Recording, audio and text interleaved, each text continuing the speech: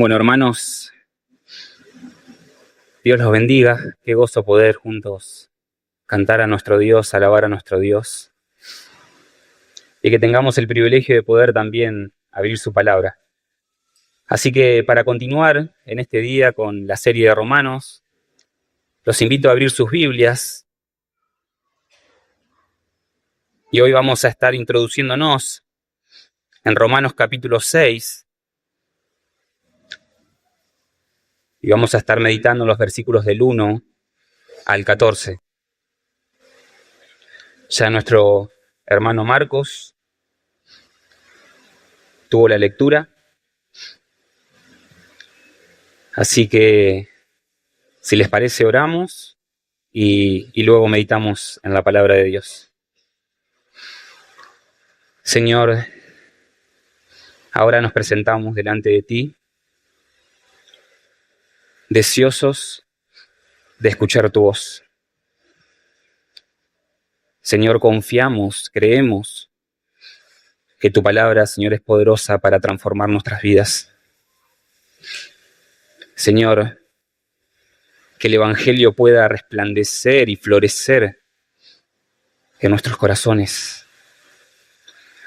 Señor, ayúdanos a mantener nuestras mentes atentas a tu palabra, nuestros oídos atentos a tu palabra. Señor, líbranos de distracciones y ayúdanos a que por medio del poder de tu Espíritu Santo podamos examinar nuestras vidas a la luz de tu verdad, Señor. Te ruego que nos acompañes y que obres trayendo bendición sobre nuestras vidas por medio de tu palabra. Te lo ruego en el nombre de Jesús. Amén. Bueno, titulé este sermón Muertos al pecado, vivos para Dios. Y para aquellos que suelen tomar nota, vamos a ver 3 puntos, donde el primero justamente vamos a ver la realidad de que en nuestra unión con Cristo estamos muertos al pecado. Los versículos del 1 al 5. En los versículos del 6 al 11 vamos a estar meditando en que morimos al pecado, pero en nuestra unión con Cristo estamos vivos para Dios. Y por último, en los versículos del 12 al 14, vamos a estar viendo que esta verdad debe producir en nosotros una vida que sirva a la justicia, ¿sí? Una de mis frecuentes experiencias a la hora de hablar con otras personas acerca de las doctrinas de la gracia de Dios fue automáticamente un rechazo bajo los siguientes pensamientos. En primer lugar, un pensamiento muy común es que si todo lo tocante a la salvación se concentra únicamente en la gracia de Dios, bueno, quedémonos tranquilos, total, hagamos lo que hagamos, nada va a cambiar. Y otro pensamiento muy común es el siguiente. Bueno, viví como quieras. Total, si Dios te salvó, no tenés nada de qué preocuparte, ya que la salvación no se puede perder. ¿Y por qué les menciono esto? Bueno, en respuestas así, vemos cómo la mente natural y la mente caída del hombre tiende fácilmente a hacer abusos de la verdad de Dios.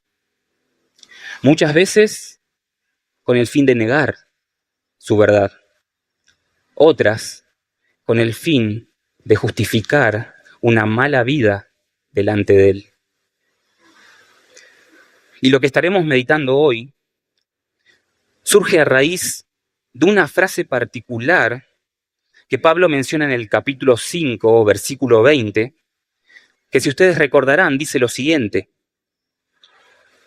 pero donde el pecado abundó, sobreabundó la gracia.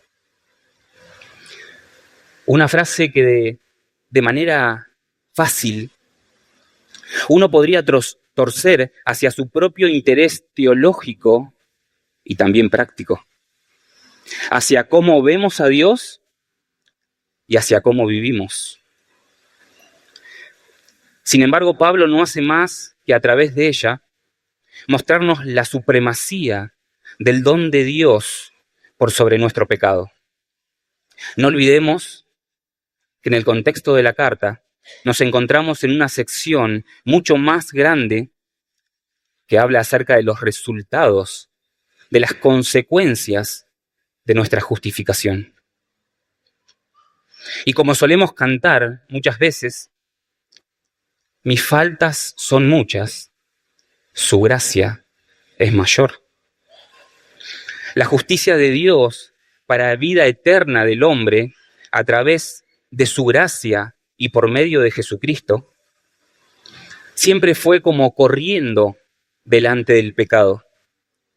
La gracia de Dios siempre fue algo mayor y más abundante que nuestras transgresiones. Eso quiso marcar Pablo previamente. Ahora, como venimos viendo en la carta, con una especie de diatriba, que es un estilo de escritura que se parece a un discurso entre dos personas, donde se dice algo y se da lugar a un cuestionamiento para aclarar lo dicho o para extender su explicación. Pablo comienza el capítulo 6 de esa manera. Luego de mencionar lo que había dicho en el versículo 20 del capítulo 5, es como si Pablo se anticipara a lo que el oyente podría estar pensando o quizás conociendo cómo podrían responder ante tal declaración. Dice como preguntando, ¿qué diremos entonces? ¿Continuaremos en pecado para que la gracia abunde? Él sabía que con sutileza el pecado en la mente humana podría llegar a tomar esta verdad para torcerla y adaptarla a su mala manera de vivir y así justificar el pecado. Es necesario que muchas veces, como cristianos, examinemos la verdad de Dios, pero a la luz de nuestras vidas prácticas.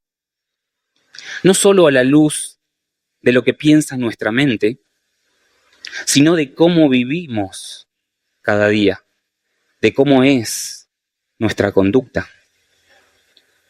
Dice un autor que Pablo no quiere que esta verdad sea solo un concepto moral en la vida de sus oyentes, sino que sea evidenciada en la manera en que ellos se conducen. ¿Cuántas verdades solemos abrazar en nuestras mentes, pero le soltamos la mano en nuestro diario vivir práctico? Mencionando que la gracia de Dios siempre fue sobreabundante ante la realidad del pecado, lleva a Pablo a poner un freno en la mente de sus lectores para que no se salgan de la línea sobre lo que él les viene enseñando.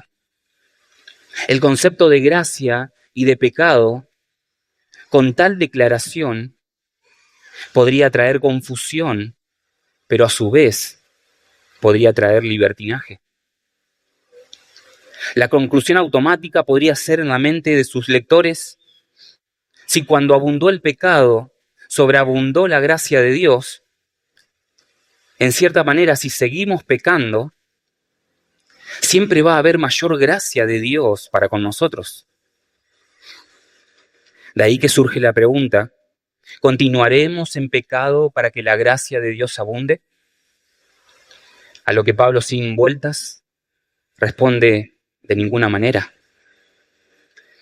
Y su argumento está en lo siguiente: si hemos muerto al pecado, ¿cómo viviremos aún en él? Y a partir de acá, todo lo argumentará en relación a nuestra unión con Cristo, una verdad que muchas veces ignoramos en cuanto a su alcance en nuestras vidas. Pablo menciona el hecho de que hemos muerto al pecado. ¿Y qué significará eso? Y los conduce a reflexionar en lo tocante a su unión con Cristo en el momento en que ellos se convirtieron. Pablo les dice, ¿o no saben ustedes que todos los que hemos sido bautizados en Cristo Jesús, hemos sido bautizados en su muerte? Más allá de que hay distintos pensamientos acerca del momento exacto en que la muerte de Cristo toma participación en nosotros, si hay algo que debemos saber sin duda alguna como cristianos, es que todo creyente verdadero está unido a Cristo en su muerte. Pablo utiliza el término bautismo para referirse al momento donde somos unidos a Cristo. Muchos suelen asociarlo con el rito específico del bautismo. Sin embargo, su significado es mucho más profundo. En la terminología de ser bautizados en Cristo Jesús, se esconde el poder sobrenatural de Dios obrando en el corazón de un hombre para traerlo a unión con su Hijo Jesucristo. Es la obra soberana de Dios en nuestras vidas que sopla aliento de vida y nos hace vivir para Él. Ese acto que manifiesta la realidad de lo que sucede en nosotros cuando Dios nos llama a Él, es lo que Pablo quiere decir cuando menciona el bautismo. Entonces, parafraseándolo, estaría diciendo algo así: ¿o no saben ustedes que todos los que hemos sido partícipes de Cristo en el momento en que creímos, hemos sido partícipes en su muerte? Pensaba en esto, y es algo que muchas veces, como cristianos, hacemos a un lado. Cuando llegamos a la fe, abrazamos todo lo tocante a la nueva vida en Cristo, entendiendo esto como los beneficios y las bendiciones que caracterizan la vida cristiana. Sin embargo, la realidad de unión con Cristo en su muerte no es algo que naturalmente se evidencia en nosotros. Es como tomar la parte buena, pero aquella parte que conlleva para su evidencia un continuo proceso de muerte al pecado, muchas veces no la tomamos. Pero debemos entender que Pablo, en nuestra participación con Cristo, habla tanto de su muerte como de su vida como una misma cosa, y ambas como una sola realidad en nosotros, los que hemos creído. La muerte de Cristo al pecado es una realidad tan cierta en los hijos de Dios que es imposible que continúen viviendo en pecado. Y como afirmando lo dicho, continúa en el versículo 4 diciéndoles: por lo tanto, hemos sido sepultados con Él, con Cristo, por medio del bautismo para muerte. Desde el momento en que nos convertimos, nuestra antigua vida es sepultada con Cristo, y esto con el fin de que, como Cristo resucitó de entre los muertos por la gloria del Padre, así también nosotros, dice Pablo, andemos en novedad de vida. Para que algo sea hecho nuevo, debe morir lo viejo. Para que podamos vivir una vida que glorifique a Dios, debemos primero morir a la antigua manera de vivir. Eso es lo que Pablo quiere explicar en esta sección. Así como Cristo tuvo que morir al pecado para resucitar para la gloria de Dios, de la misma manera, nosotros debemos morir al pecado para entrar a una nueva vida que lleve gloria a su nombre. Contemplar la resurrección de Cristo es contemplar nuestra nueva vida en Él. Cristo murió al pecado y resucitó para la gloria de Dios. De igual manera, nosotros, para hallarnos viviendo para la gloria de Dios, debemos primero morir al pecado. El argumento de Pablo es que si hemos sido unidos a Cristo en la semejanza de su muerte, ciertamente lo seremos también en la semejanza de su resurrección. Y esta es una verdad que debe anclarse a nuestras mentes y a nuestros corazones, porque de no ser así, podemos hallarnos conociendo a Cristo de una manera equivocada. No podemos experimentar su vida en nosotros si no experimentamos primero su muerte.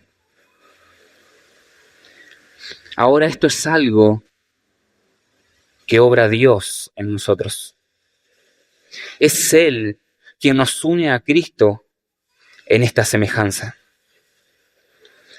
En el instante en que creímos de todo corazón a la fe en Jesucristo, experimentamos una muerte al pecado en nosotros, como un desprendimiento de todos aquellos afectos pecaminosos que gobernaban nuestras vidas anteriormente. Y eso es necesario para que podamos vivir en los afectos del reino, para que podamos tener una nueva vida para la gloria de Dios. Eso es lo que Pablo comienza exponiendo en este texto. Morimos al pecado, por ende, ¿cómo viviremos aún en él? Pablo menciona de que en el momento en que Cristo llega a nuestras vidas, dejamos de responder a nuestro antiguo amo, que era el pecado. Somos libres de esa esclavitud y ahora nacemos con una nueva inclinación del corazón, con un nuevo sentir para agradar a Dios y llevar gloria a su nombre. En segundo lugar, veremos en mayor profundidad esta verdad. ¿Por qué es necesario morir? ¿Hacia dónde nos conduce nuestra muerte? Y veremos la verdad que morir al pecado lo que hace es abrirnos paso a una nueva vida para Dios. Dice el versículo 6, sabemos esto, que nuestro viejo hombre fue crucificado con Cristo para que nuestro cuerpo de pecado fuera destruido, a fin de que ya no seamos esclavos del pecado.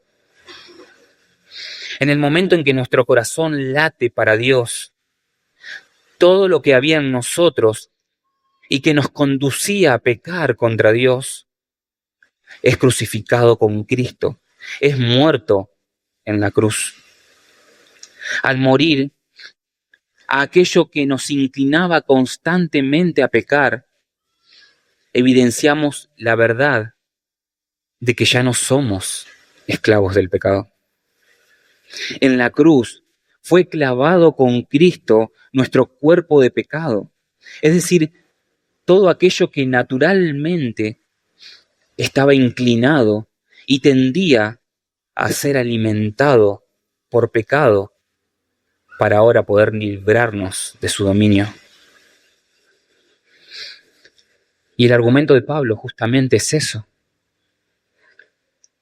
Él dice, porque el que ha muerto ha sido libertado del pecado. Y apunta hacia una experiencia presente para el cristiano, una realidad que puede ser vivida cada día. Al morir con Cristo al pecado, ya no tiene dominio sobre nosotros. Somos libres de toda forma de pecado que nos hacía esclavos, que nos mantenía prisioneros aún de las circunstancias del mismo. Habiendo sido clavado nuestro cuerpo de pecado con Cristo en la cruz, destruimos aquello que nos mantenía atados y que nos hacía siervos del pecado. Ahora, no solo que Pablo pretende que comprendamos nuestra muerte al pecado en unión con Cristo, sino que trasciende este hecho para llevarnos a la fe de que si morimos con Él, también viviremos con Él. Y nos revela esto mostrándonos el ejemplo de Cristo mismo. Dice en el versículo 8, y si hemos muerto con Cristo, creemos que también viviremos con Él, sabiendo que Cristo, habiendo resucitado de entre los muertos, no volverá a morir. La muerte ya no tiene dominio sobre Él, porque en cuanto a que Él murió al pecado de una vez para siempre. Y concluye en el versículo 11, así también ustedes considérense muertos al pecado, pero vivos para Dios en Cristo Jesús. Habiendo resucitado, Cristo manifestó la victoria sobre la muerte. La muerte no lo pudo retener. Murió de una vez para siempre y ahora vive para Dios. Al contemplar su resurrección, cobramos esperanza como hijos de Dios para después de la muerte física.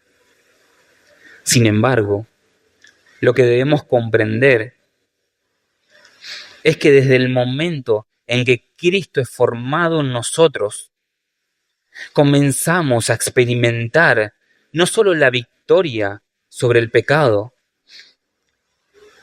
sino también la nueva vida de Cristo, una experiencia espiritual para cada hijo de Dios. Una vida en el Espíritu que busca la gloria de Dios y ya no su propia gloria. Una vida que al estar en Cristo ahora busca sus propósitos y va tras su voluntad.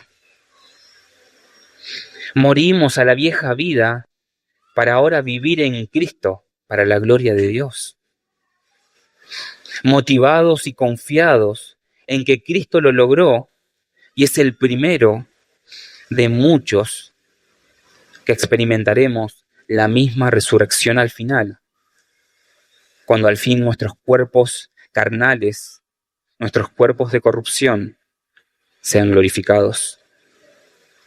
Sin embargo, desde el momento en que Cristo es formado en nosotros, comenzamos a experimentar esta realidad en nuestras vidas espirituales.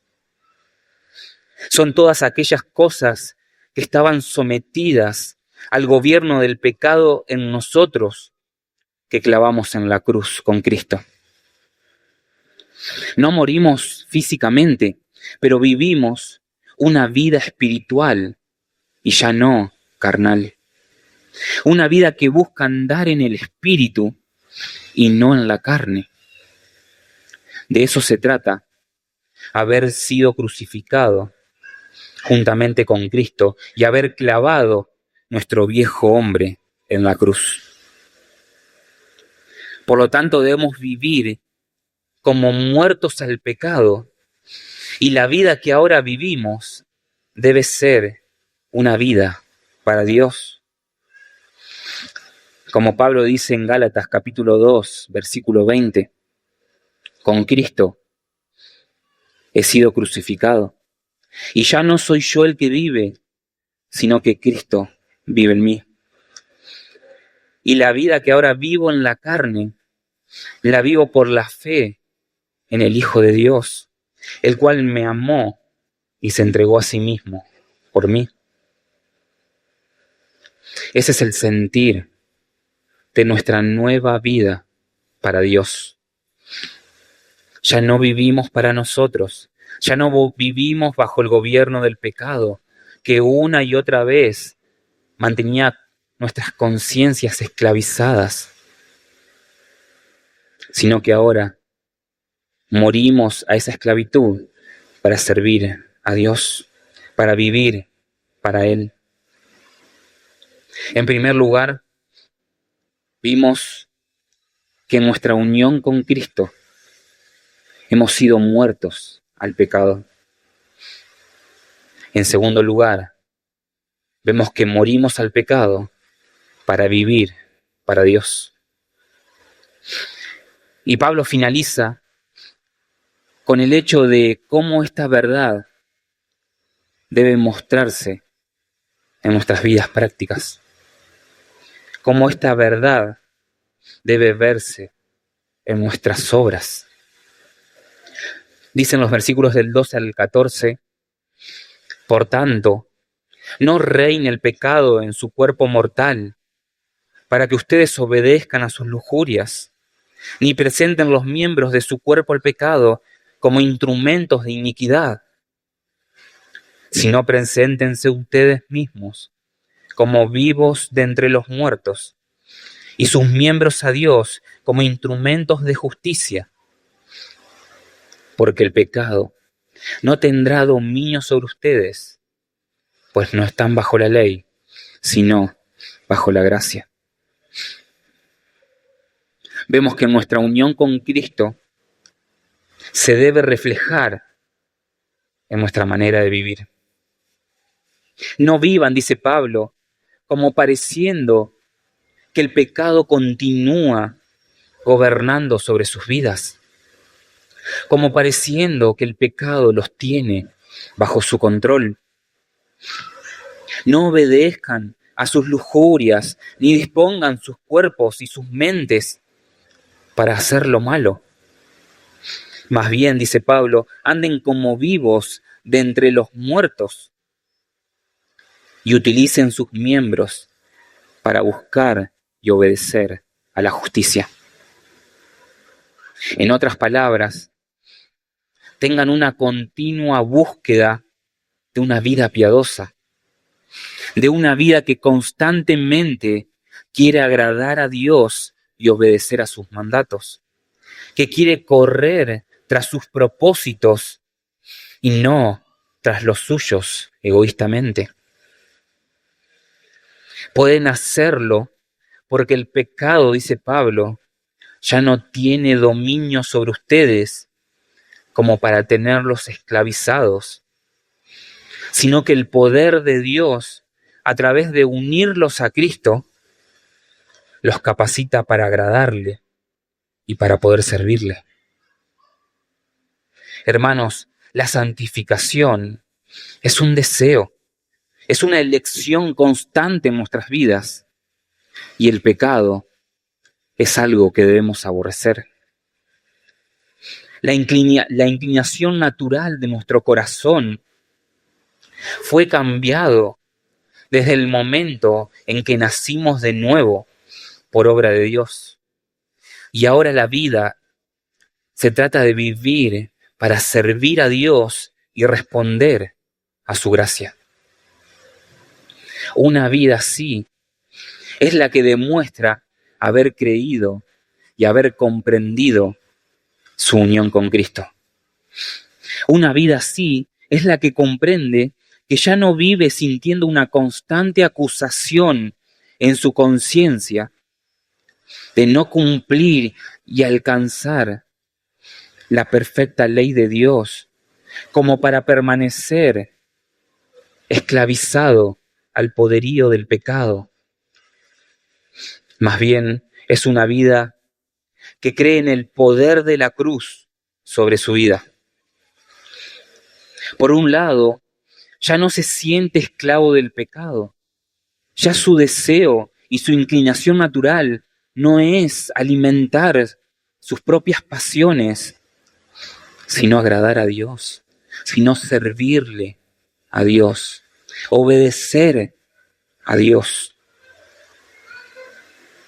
Es una vida que busca ser vivida para Dios. Todo gira alrededor de sus propósitos y de su voluntad. Entonces, respondiendo a la pregunta inicial, ¿continuaremos en pecado para que la gracia de Dios abunde? La respuesta, hermanos, es de ninguna manera. Si en nuestra unión con Cristo fuimos muertos al pecado, ya no vivimos para tal fin, sino para la gloria de Dios. Lo que plantea la pregunta inicial, debemos entender que es una irrealidad en la vida de todo hijo de Dios. Conociendo la gracia divina que nos redimió, lo que mostramos es una constante santificación en nuestras vidas, alejadas del pecado. Aborrecemos desde el momento en que nacemos de nuevo lo que Dios aborrece y vamos tras aquello que agrada a Dios y que glorifica a Dios. Es así, hermanos, como debemos vivir y comprender la gracia de Dios en nuestras vidas. Cuando somos unidos a Cristo, no solo que gozamos de los privilegios y de las bendiciones que obtenemos en Él, sino que una realidad primera debe verse en cada uno de nosotros, y es que hemos muerto al pecado. Es comprender que Cristo nos capacita, que el Espíritu Santo de Dios en nuestras vidas ahora nos guía, no ya para abastecer y para alimentar nuestras inclinaciones y nuestros deseos pecaminosos, sino para agradar y ir tras la gloria de Dios.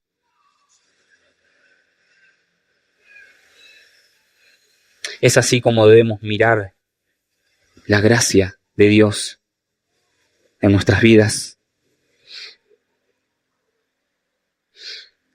Como aplicación considero que está claro. Comencé diciendo al principio que fácilmente nuestra mente suele torcer la verdad de Dios o querer acomodarla para nuestra comodidad y para nuestro placer. Este texto nos enseña que si somos hijos de Dios, que si hemos creído en Jesús como nuestro Señor y Salvador, no podemos vivir nuestras vidas como si el pecado nos estaría gobernando, como si todavía estuviésemos siendo esclavos de aquellas cosas que estaban en nuestras vidas antes de conocer a Cristo. Más bien, hermanos, nuestras vidas deben ser una clara evidencia de una continua búsqueda de santidad y de glorificación a Dios. Ya el pecado no tiene dominio sobre nosotros. Ya no hay condenación alguna para los que estamos en Cristo Jesús. Entonces, ¿por qué nuestras mentes muchas veces siguen ancladas a aquellos comportamientos y aquellas formas de pecado en nuestras vidas? ¿Cómo se ve tu vida ahora que estás en Cristo? ¿Es tu unión con Cristo una manifestación visible en tu andar? ¿Es tu comportamiento un resultado de haber muerto al pecado? ¿Es tu vida una manifestación de la nueva vida a la que Dios te llama? ¿Vivís para Dios o continúas viviendo para vos mismo? Si naciste de nuevo, si tu corazón fue regenerado y pudiste abrazar a Cristo como tu Señor y Salvador, tu vida debe reflejar una continua búsqueda de obediencia hacia todo lo que lleve gloria a Dios. Todo tu ser debe responder a sus propósitos y a su voluntad. Y con esto, hermanos, no me refiero a perfección, como si no pudiéramos pecar. Porque la misma palabra de Dios nos dice que si alguien dice que no peca, es mentiroso.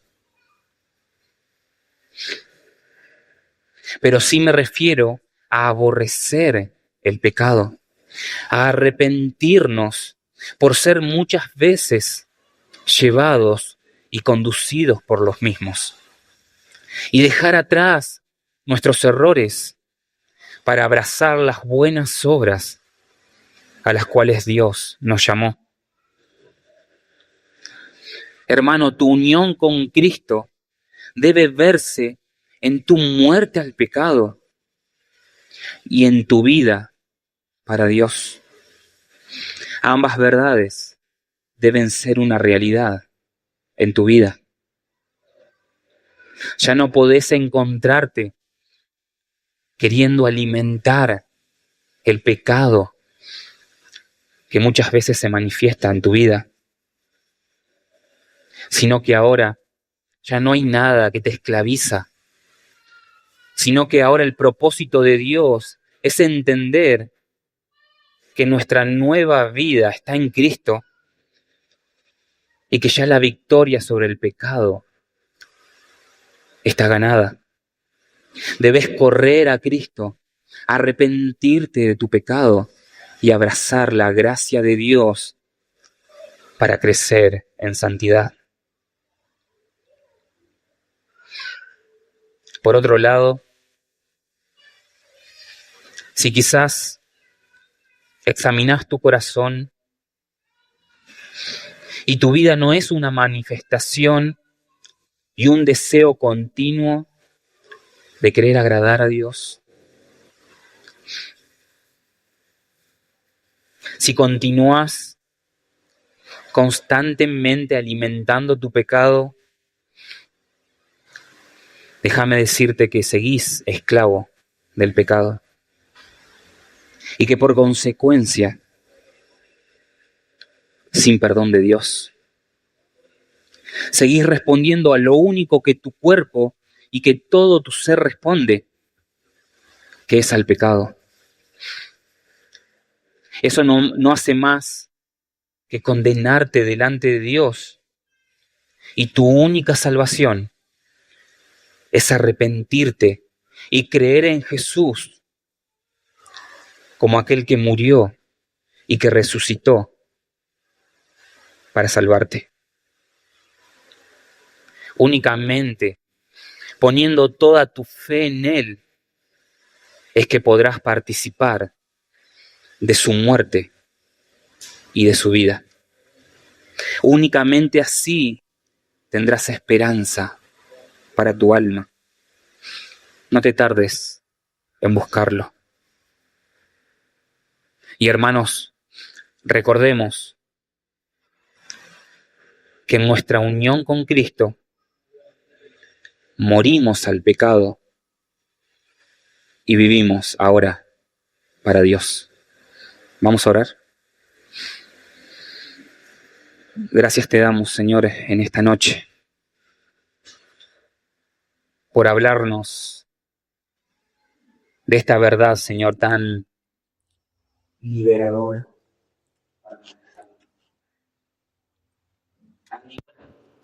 y a la vez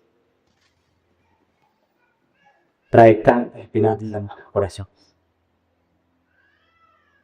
Señor, ayúdanos a comprender la magnitud de tu gracia en Cristo Jesús.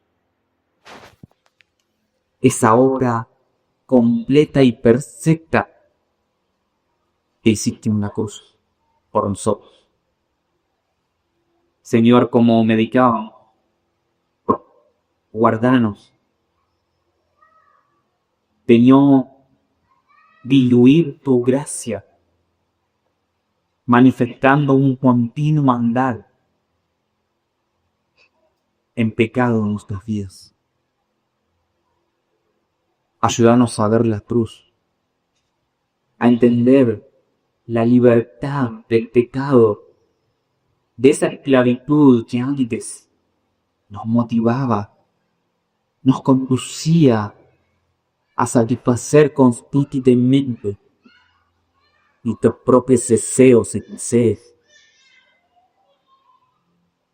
Ayúdanos a entender que en ese acto nos libraste de la esclavitud y de las consecuencias eternas del pecado. Que nuestro cuerpo fue clavado en esa cruz junto con tu Hijo, para que ahora el pecado no tenga dominio sobre nosotros. Señor, nos diste un nuevo corazón. Hiciste latir nuestro corazón, abriste nuestros ojos, nos diste respiración. Nacimos de nuevo. Derramaste de tu espíritu a nosotras. Y pusiste un deseo por amarte y agradar. Ayúdanos a entender nuestra muerte con Cristo y nuestra vida en la mente con Él. Para que ya no continuemos, Señor, sujetos a las prácticas del pecado, entregando, como decía tu palabra, nuestros miembros, nuestras mentes, nuestros cuerpos, como instrumentos de iniquidad para hacer lo malo, sino que ahora, entendiendo que ya no se esclaviza el pecado, Señor, podamos prestar todo nuestro ser,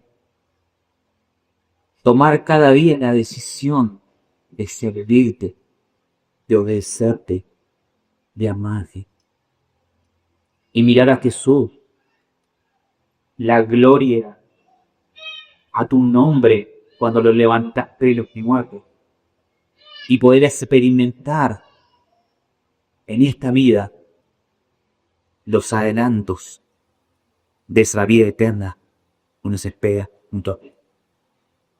Ayúdanos para abrazar tu bandera de gracia en nosotros y así vivir para esos días, porque para eso así sí que más tarde de paz. Te damos gracias porque todo rico, Señor, es obra de luz. Señor, oro con nuestros corazones para que sacudan nuestras vidas si todavía nuestra fe no está robustecida y afirmada en esta verdad. Señor, la pobre en cada uno estamos en este lugar, por medio de tu Santo Espíritu. Te lo pedimos en el nombre de Jesús. Amén.